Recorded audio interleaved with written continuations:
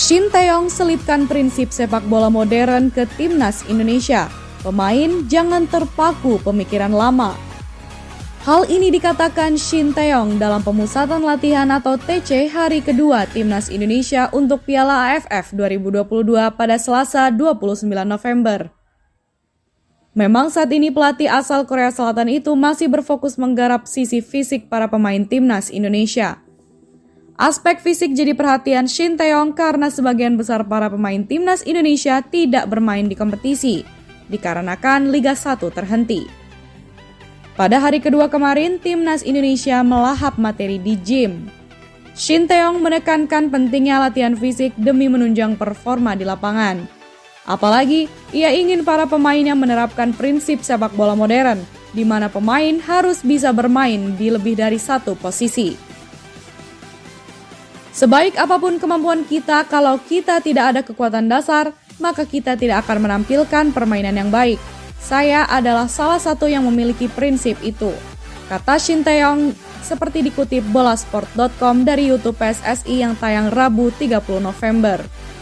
Sepak bola modern sekarang memaksa semua pemain untuk bisa berperan di berbagai posisi. Artinya, tidak hanya fokus sebagai back atau penyerang saja. Itu yang harus kalian tekankan. Back bisa jadi penyerang, begitupun sebaliknya.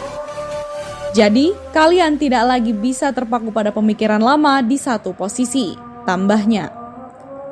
Sebanyak 20 pemain mengikuti sesi latihan hari kedua TC Timnas Indonesia pada Selasa 29 November. Masih ada 8 pemain yang belum bisa bergabung karena ada berbagai alasan.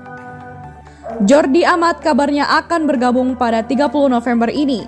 Witan dan Egy masih bersama AS Trencin dan FC Vion Zlate Moravce dalam kompetisi musim dingin Tipsport League.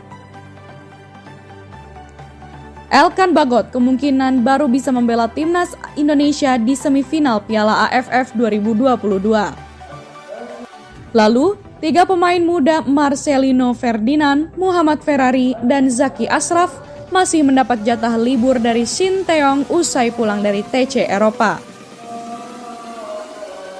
Adapun satu pemain lagi yakni Dimas Derajat mengalami cedera dan digantikan oleh Ilija Spasojevic.